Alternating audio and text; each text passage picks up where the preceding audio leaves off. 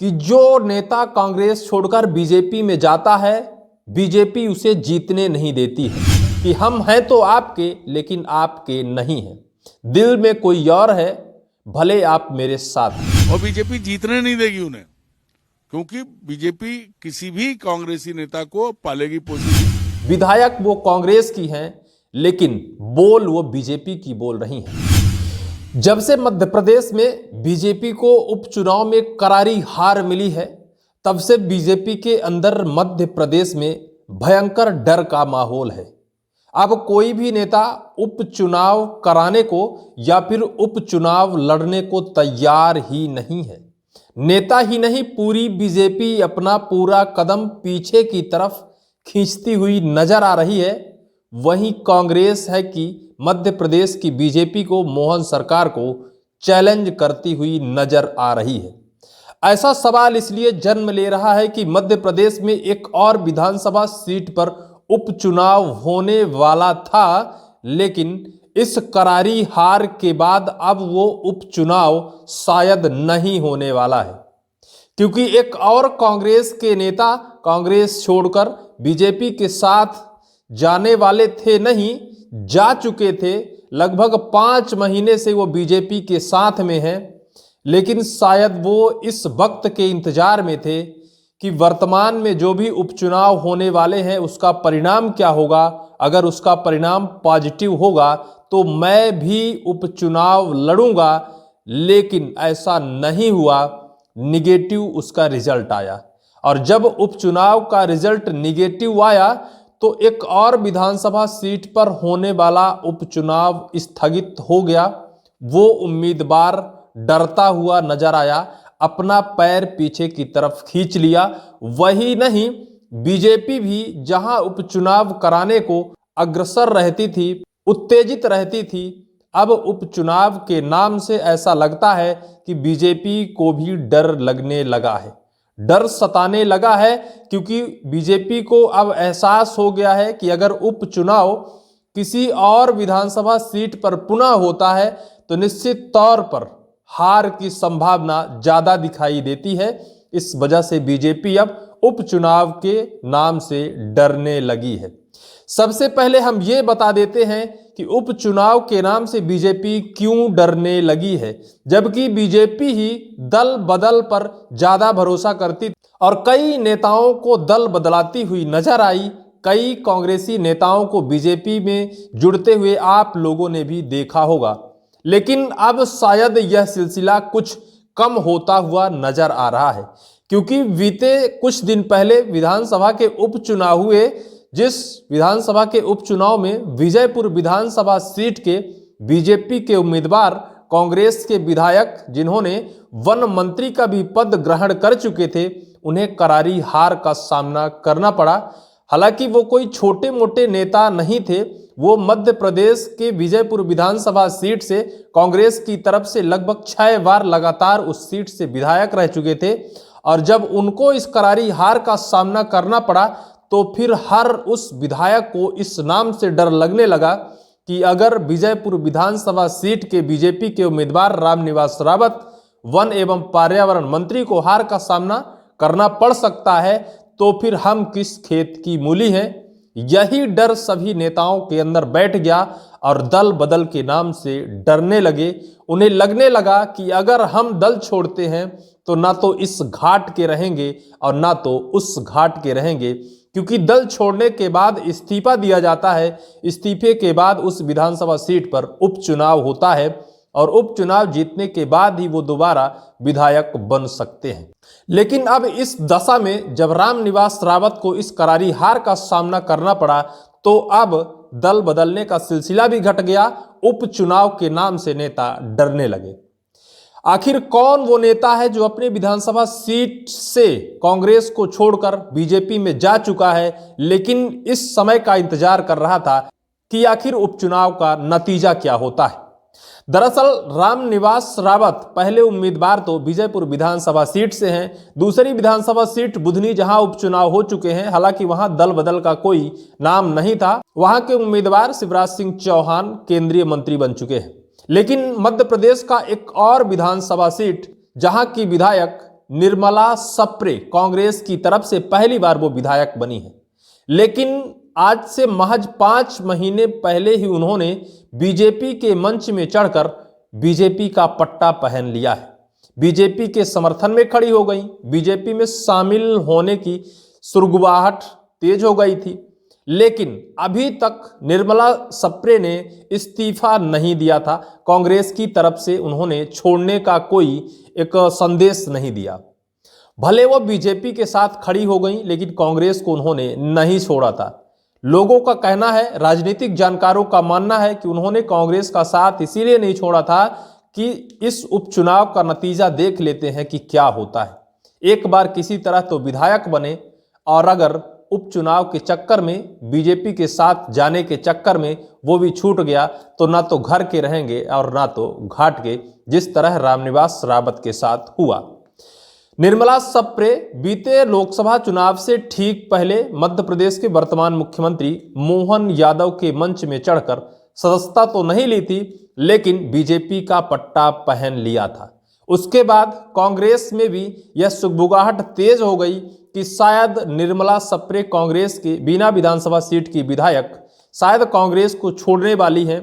इस वजह से वो उम्मीदवार या फिर वो विधानसभा सीट भी रिक्त हो जाएगी, वहां भी उपचुनाव के संकेत बढ़ने लगे थे। विधानसभा का उपचुनाव वर्तमान में हुआ और जिस तरह उसके नतीजे आए, उस नतीजे को देखकर कांग्रेस उतावली है। उपचुनाव कराने के लिए मध्य प्रदेश सरकार को, बीजेपी सरकार को, मोहन सरकार को चैलेंज करती हुई नजर आ रही है, क्योंकि एक विधानसभा सीट पर विजय हासिल हुई तो वहीं दूसरी विधानसभा सीट पर वोट का स्कोर नीचे गिर गया। कांग्रेस उत्तेजित है, चुनाव लड़ने के लिए तैयार है। बीजेपी है कि अपना पैर पीछे की तरफ खींचती हुई नजर आ रही है। वो ये कहती हुई नजर आ रही है कि निर्मला सप्रे ने इस्तीफा कांग्रेस की तरफ से नहीं दिया है और ना तो वो बीजेपी की सदस्यता ली है। वो अगर अपने क्षेत्र के विकास के लिए मुख्यमंत्री के पास जाती हैं, इसका मतलब ये नहीं होता है कि वो कांग्रेस को छोड़कर बीजेपी में जुड़ गई हैं। वहीं निर्मला सप्रे का क्या कहना है? विधायक हैं, पहली बार कांग्रेस से वो विधायक बनी है, लेकिन निर्मला सप्रे ने भी कहा है कि मैं कांग्रेस को छोड़कर बीजेपी में नहीं गई हूं। भले चाहे मुख्यमंत्री महोदय के मंच में चढ़कर उनका लोगो पहना है, क्षेत्र के विकास के लिए, बीना को जिला बनाने के लिए मध्य प्रदेश के मुख्यमंत्री के पास में गई थी, लेकिन राजनीतिक जानकार तो कुछ और ही कहते हुए नजर आ रहे हैं। राजनीतिक जानकार कह रहे हैं कि रामनिवास रावत उपचुनाव में हार गए। वो 6 बार के विधायक हैं। अगर रामनिवास रावत को हार का सामना करना पड़ता है तो निर्मला सप्रे तो पहली बार विधायक बनी है।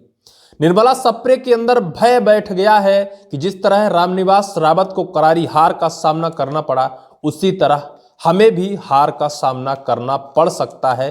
यही डर निर्मला सप्रे को ना तो कांग्रेस को छोड़ती हुई नजर आ रही हैं और ना तो खुलकर बीजेपी की तरफ जाती हुई नजर आ रही हैं। एक कहावत है कि हम हैं तो आपके, लेकिन आपके नहीं हैं, दिल में कोई और है, भले आप मेरे साथ हैं। निर्मला सप्रे के साथ भी कुछ ऐसा ही हुआ है। विधायक वो कांग्रेस की हैं, लेकिन बोल वो बीजेपी की बोल रही हैं, समर्थन बीजेपी का कर रही हैं। विधायक वो कांग्रेस की हैं। कांग्रेस भी असमंजस में है। कांग्रेस उनके इस्तीफे को लेकर लगातार सवाल उठा रही है, मुख्यमंत्री को चैलेंज कर रही है। अगर आपकी पार्टी राष्ट्रीय लेवल में एक अच्छी जगह बना रखी है, या फिर आप कहते हैं कि हमारी पार्टी उभरती हुई पार्टी है, तो आपको मैं चैलेंज देता हूं कि आप निर्मला सप्रे का इस्तीफा दिलाकर उपचुनाव बिना विधानसभा सीट में करा लीजिए और देख लीजिए कि आखिर उसका अंजाम क्या होता है। लेकिन उसके बाद मध्य प्रदेश के प्रदेश अध्यक्ष बीजेपी के जो बीडी शर्मा हैं, उनका एक बयान भी वायरल हो रहा है। उनका कहना है कि निर्मला सप्रे ने इस्तीफा नहीं दिया है और ना तो वो दल बदल किया है, उन्होंने क्षेत्र विकास के लिए मुख्यमंत्री के पास गई थी। हाँ, ये बात जरूर है कि निर्मला सप्रे ने कहा है कि कांग्रेस से मेरा मोह भंग हो चुका है। इससे यह साफ जाहिर होता है कि निर्मला सप्रे बीजेपी में शामिल तो हो गई, लेकिन अब वो उस समंदर के बीच धार में पहुंच गई हैं कि ना तो वो इस किनारे पर आ सकती हैं और ना तो वो उस किनारे पर जा सकती हैं। वो बीच में ही डूब रही हैं, ना तो वो इनका हाथ पकड़ सकती हैं और ना तो उनका साथ ले सकती हैं। अगर बीजेपी का साथ छोड़ती हैं तो बीजेपी से उनकी बगावत कही जाएगी। अगर कांग्रेस से हाथ छोड़ती हैं, कांग्रेस का साथ छोड़ती हैं, तो क्या पता कि उपचुनाव में करारी हार का सामना करना पड़े और फिर पहली बार विधायक बनी और राजनीति के चक्कर में पिस गई। राजनीतिक जानकारों का कहना है कि अगर बीना विधानसभा सीट पर उपचुनाव होते हैं तो निर्मला सप्रे को बीजेपी की तरफ से करारी हार का सामना करना पड़ेगा, जिस तरह रामनिवास रावत के साथ हुआ है। उपचुनाव में जिस तरह मध्य प्रदेश की बीजेपी को करारी हार का सामना करना पड़ा, उससे पूरी बीजेपी हिल गई है। पूरे बीजेपी के दलबदलू नेता अपने आप में सहम गए हैं और जो कांग्रेस के नेता कांग्रेस छोड़कर बीजेपी में जाने की चाह रखते थे, जो वर्तमान में विधायक हैं, उनके अंदर इतना बड़ा भय बैठ गया है कि अब वो कांग्रेस से ही चिपके रहना चाहते हैं, बीजेपी में नहीं जाना चाहते हैं।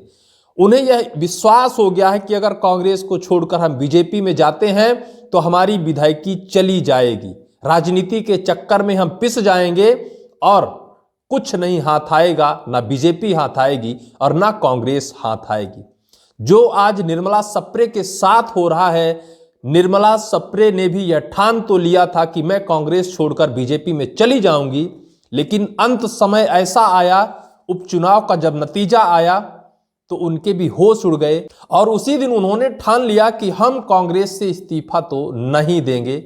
क्या भरोसा बीजेपी में जाने के बाद ना कांग्रेस के रह जाएं और ना बीजेपी के रह जाएं। राजनीतिक जानकारों का मानना यह भी है कि जो नेता कांग्रेस छोड़कर बीजेपी में जाता है, बीजेपी उसे जीतने नहीं देती है। बीजेपी नहीं चाहती है कि कांग्रेस के किसी नेता को हम मजबूत करें। हर नेता को बीजेपी जड़ से काटना चाहती है, जड़ से उखाड़ना चाहती है। राजनीतिक जानकारों का मानना है कि जो भी नेता कांग्रेस छोड़कर बीजेपी में जाते हैं वो नहीं जीतेंगे, किसी भी हाल में वो विधायक दोबारा नहीं बनेंगे। वो ऐसी पतंग सी लटकती रहेंगी, कभी इधर कभी उधर। वो जो उनको जो मिलना था मिल गया, चुनाव लड़के वो नहीं जीतेंगी और बीजेपी जीतने नहीं देगी उन्हें, क्योंकि बीजेपी किसी भी कांग्रेसी नेता को पालेगी पोसेगी नहीं, क्योंकि अब उन्हें पता है 5 साल बाद कांग्रेसी और दुर्गति में होंगे। विजयपुर विधानसभा सीट के जो हालात हुए हैं, बीजेपी ने वहां कड़ा संघर्ष किया। मध्य प्रदेश के मुख्यमंत्री मोहन यादव का भी वहां बड़ा दौरा रहा, बड़ा मेहनत रहा, लेकिन नतीजा इतना बैकफुट में चला गया, किसी को अंदाजा नहीं था। लेकिन अब इसके मायने कैसे निकाले जाएं कि बीजेपी ने वहां रामनिवास रावत को हराया या फिर रामनिवास रावत अपनी कमी की वजह से हार गए, दल बदल की वजह से हार गए, या फिर कांग्रेस की गढ़ विजयपुर विधानसभा सीट पर बीजेपी हार गई। इसके मायने कैसे निकलेंगे, कब निकलेंगे? निर्मला सप्रे के अंदर भी यही भय बैठा है। इस वजह से वो दो डोरी एक पतंग हो गई हैं, दो तरफ से टांग खींच रहे हैं। कोई हाथ खींच रहा है, कोई टांग खींच रहा है। निर्मला सप्रे कहती हैं कि मैं बीजेपी की नहीं हूं। कांग्रेस हाई कोर्ट के शरण में गई है और उनके इस्तीफे को लेकर याचिका दायर कर रही है कि विधानसभा से उनकी सदस्यता रद्द कराई जाए और पुनः एक बार बीना विधानसभा सीट पर उपचुनाव कराया जाए, जिसका नतीजा जो होगा, जनता को जो निर्णय समझ में आएगा वो सर्वोपरि होगा। तो क्या बीना विधानसभा सीट पर पुनः उपचुनाव होंगे? यह बात भी जरूर लिखें। फिलहाल इस वीडियो में सिर्फ इतना ही।